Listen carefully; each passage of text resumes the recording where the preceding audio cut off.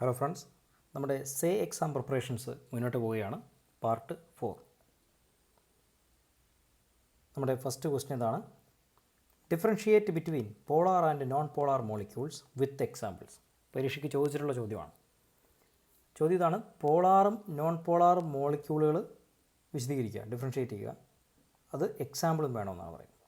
അത് വളരെ ചുരുക്കം വാചകങ്ങളിൽ ആൻസർ ചെയ്യാം. ഫസ്റ്റ് ഹെഡിങ് എഴുതുകയാണ്: non polar molecules. Non polar molecules. അപ്പോൾ ആരാണ് നോൺ പോളാർ മോളിക്യൂൾ ആണ് എഴുതാൻ പോകുന്നത്? Molecules with center of positive and negative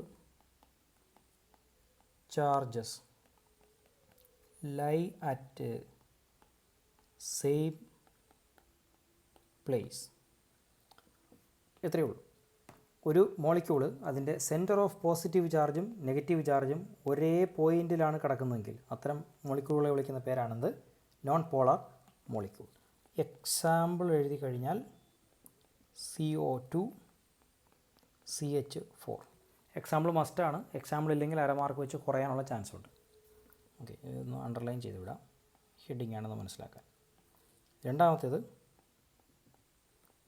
polar molecules. എന്താണ് പോളാർ മോളിക്യൂൾസ്? ആൻസർ എഴുതാം: molecules with center of positive and negative charges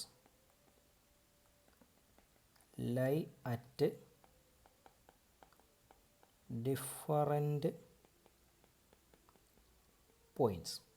ഇത്തവണ ഈ മോളിക്യൂളിൻ്റെ സെൻറ്റർ ഓഫ് പോസിറ്റീവ് ചാർജും നെഗറ്റീവ് ചാർജും കിടക്കുന്നത്, ലൈ ചെയ്യുന്ന ഡിഫറൻറ്റ് പോയിൻറ്റിലാണ്. ഒരേ പോയിൻറ്റിലല്ല, ഡിഫറൻറ്റ് പോയിൻറ്റിലാണ്.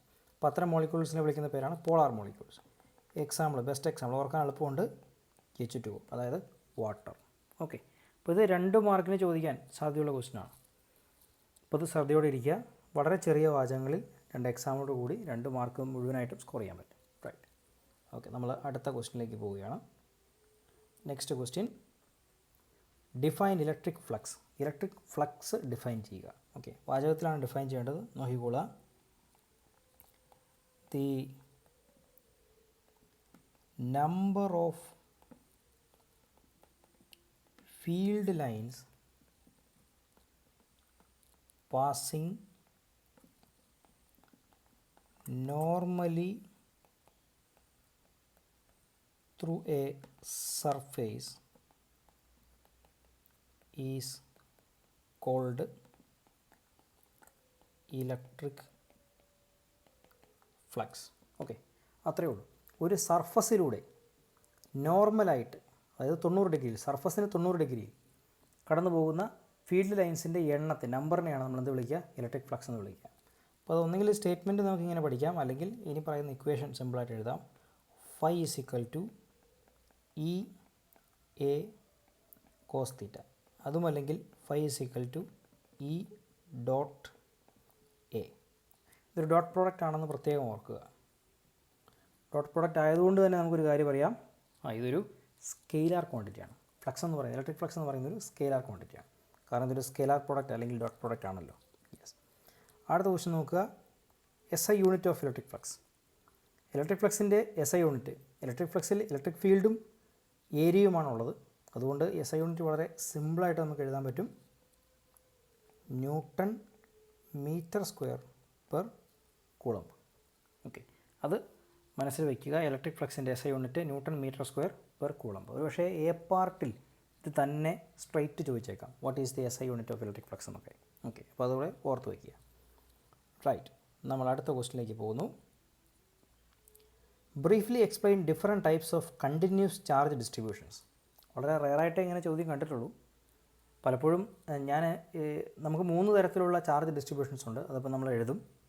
അപ്പോൾ അതിലേതെങ്കിലും ഒരെണ്ണമായിട്ടായിരിക്കും എടുത്ത് ചോദിക്കാൻ സാധ്യത കൂടുതൽ. അപ്പോൾ ഞാനത് 3 ക്വസ്റ്റ്യൻ ആക്കുന്നതിന് പകരം എല്ലാം കൂടെ ചേർത്ത് ഒറ്റ ക്വസ്റ്റ്യൻ ആക്കിയെന്നേ ഉള്ളൂ കേട്ടോ. Charge distributions 3 തരത്തിലാണുള്ളത്. അതും കണ്ടിന്യൂസ് ചാർജ് ഡിസ്ട്രിബ്യൂഷൻസ് 3 തരത്തിലാണുള്ളത്. അപ്പോൾ ഇവിടുത്തെ കീവേഡ് കണ്ടിന്യൂസ് ചാർജ് ഡിസ്ട്രിബ്യൂഷൻ എന്നുള്ളതാണ്. അപ്പോൾ ഓരോന്നോരോന്നായിട്ട് എഴുതാം. First one linear charge distribution. Linear charge distribution. എന്താണ് linear charge distribution? It is the charge per unit length. Linear charge distribution എന്ന് പറഞ്ഞാൽ ചാർജ് പെർ യൂണിറ്റ് ലെങ്ത്. അപ്പോൾ ഇക്വേഷൻ നമ്മൾ എഴുതി കഴിഞ്ഞാൽ ലാംഡ ഈക്വൽ ടു Q/L എന്നെഴുതാം. Charge per unit length. SI unit എഴുതുകയാണെങ്കിൽ it is coulomb per metre. ന്യൂമറേറ്ററിൽ ചാർജാണ് യൂണിറ്റ് കൂളംബ്, ഡിനോമിനേറ്റർ ലെങ്ത് ആണ് യൂണിറ്റ് മീറ്റർ. അങ്ങനെയാണ് SI യൂണിറ്റ് കൂളം മീറ്റർ ആയത്. റൈറ്റ്. രണ്ടാമത്തെ ചാർജ് ഡിസ്ട്രിബ്യൂഷൻ എഴുതുന്നു. That is surface charge distribution. എന്താണ് സർഫസ് ചാർജ് ഡിസ്ട്രിബ്യൂഷൻ എന്ന് പറഞ്ഞാൽ? It is the charge per unit area. തവണ ലെങ്ത് അല്ല, ഏരിയ. ലീനിയർ ചാർജ് ഡിസ്ട്രിബ്യൂഷനിൽ പെർ യൂണിറ്റ് ലെങ്ത് ആയിരുന്നു. സർഫസ് ചാർജ് ഡിസ്ട്രിബ്യൂഷനിൽ യൂണിറ്റ് ഏരിയ ആണ്, പെർ യൂണിറ്റ് ഏരിയ. ഇക്വേഷൻ എഴുതുകയാണ് sigma equal to Q/A. SI unit എഴുതി കഴിഞ്ഞാൽ കൂളംബ് പെർ മീറ്റർ സ്ക്വയർ. അതെങ്ങനെയാണ് അതെന്ന് ചോദിച്ചാൽ ന്യൂമറേറ്ററിൽ ചാർജ് കൂളംബ്, ഡിനോമിനേറ്ററിൽ ഏരിയ മീറ്റർ സ്ക്വയർ. ഓക്കെ. മൂന്നാമത്തേത് എഴുതണം. മൂന്നാമത്തെ charge distribution that is volume charge distribution. Volume charge distribution എഴുതാം. It is the charge per unit. എന്തായിരിക്കും? Exactly charge per unit volume. Charge per unit volume. നമ്മൾ equation എഴുതുകയാണ്. Rho is equal to Q/V. നമ്മൾ SI unit എഴുതി കഴിഞ്ഞാൽ Coulomb per metre cube എന്ന് കിട്ടും. സിമ്പിളായിട്ട് charge coulomb, volume meter cube. അങ്ങനെ 3 തരത്തിലാണ് charge distribution, continuous charge distributions ഉള്ളത്. വളരെ ചെറിയ 2 സെൻറ്റൻസും ഓരോ ഇക്വേഷൻസുമാണ് എഴുതിയിരിക്കുന്നത്. ഇക്വേഷൻസൊക്കെ വളരെ പ്രധാനപ്പെട്ടതാണ്. എല്ലാവരും ബോക്സിലിട്ട് വെച്ച് പോവുക. നമ്മൾ വായിച്ച് പഠിക്കുമ്പോൾ ഇതെല്ലാം വായിച്ച് പഠിക്കുക. അതുപോലെ യൂണിറ്റ് എങ്ങനെയാണ് എഴുതിയെന്നുള്ളത് ഒരെണ്ണം മനസ്സിലായാൽ ബാക്കി സിമ്പിളായിട്ട് എഴുതാവുന്നേ ഉള്ളൂ. റൈറ്റ്. Okay fine. നമ്മൾ അടുത്ത ക്വസ്റ്റ്യനിലേക്ക് പോവുകയാണ്. അടുത്തത് വളരെ പ്രധാനപ്പെട്ട ക്വസ്റ്റ്യനാണ്. ഈ ക്വസ്റ്റ്യൻ്റെ പ്രത്യേകതയും പറയാം. ക്വസ്റ്റ്യൻ ഇതാണ്: state Gauss's law in electrostatics. Gauss's law in electrostatics വളരെ പ്രധാനപ്പെട്ട ലോ ആണ്. പരീക്ഷയെ സംബന്ധിച്ച് നിങ്ങൾ ശ്രദ്ധിക്കേണ്ട കാര്യം, ക്വസ്റ്റ്യൻ പേപ്പറിൽ ഗോസസ് ലോ എന്ന് എവിടെയുണ്ടോ അവിടെയെല്ലാം ഗോസസ് ലോയുടെ ഇക്വേഷൻ നമുക്ക് എഴുതാം. കാരണം ഗോസസ് ലോ അപ്ലൈ ചെയ്യാൻ സാധിക്കുന്ന സാഹചര്യങ്ങളെക്കുറിച്ച് മാത്രമേ, അല്ലെങ്കിൽ സാഹചര്യങ്ങളെക്കുറിച്ച് പറയുന്ന ക്വസ്റ്റ്യനിൽ മാത്രമേ ഗോസ് ലോ എന്നൊരു വാക്ക് ഉപയോഗിക്കുകയുള്ളൂ. അപ്പോൾ അതുകൊണ്ട് നമുക്ക് ധൈര്യമായിട്ട് ഗോസസ് ലോ എന്നല്ല ഗോസ് നിയമം എന്ന് ഏത് ക്വസ്റ്റ്യനിൽ കണ്ടാലും അവിടെയെല്ലാം ഗോസ് ലോയുടെ ഇക്വേഷൻ എഴുതാം എന്നുള്ളത് ആദ്യമേ മനസ്സിലാക്കുക. ഓക്കെ. ഇനി നമ്മൾ ഗോസ് ലോയുടെ സ്റ്റേറ്റ്മെൻറ്റ് എഴുതുകയാണ്. സ്റ്റേറ്റ്മെൻറ്റ് ഇങ്ങനെയാണ്: the total electric flux over A closed surface is equal to 1/epsilon 0 times the total charge enclosed by the surface. ഇതാണ് ഗോസ് ലോയുടെ സ്റ്റേറ്റ്മെൻറ്റ്. ഒന്ന് വായിക്കാം. Total electric flux over a closed surface is equal to 1/epsilon 0 times the total charge enclosed by the surface. ഇപ്പോൾ പെട്ടെന്ന് കേൾക്കുമ്പോൾ ഒന്നും മനസ്സിലായിട്ടുണ്ടാവില്ല. മലയാളത്തിൽ പറഞ്ഞാൽ ഒരു ക്ലോസ്ഡ് സർഫസിനകത്തുള്ള, ഒരു ക്ലോസ്ഡ് സർഫസിലൂടെയുള്ള ടോട്ടൽ ഇലക്ട്രിക് ഫ്ലക്സ് എന്ന് പറയുന്നത് അതിനകത്തുള്ള വ്യത്യസ്തങ്ങളായ ചാർജുകളുടെ total charge enclosed by the surface. Total charge enclosed എന്ന് പറയുമ്പോൾ ഇതിനകത്തുള്ള ടോട്ടൽ ചാർജുകൾ ഇൻറ്റു 1/ε0 ആയിരിക്കും. അപ്പോൾ ഒരു ഇക്വേഷൻ നമ്മൾ ഗോസ് ലോയുടെ ഇക്വേഷൻ എഴുതി കഴിഞ്ഞാൽ ഫ്ലക്സിൻ്റെ ഇക്വേഷനാണ് ബേസിക്കലി ഗോസ് ലോ തരിക.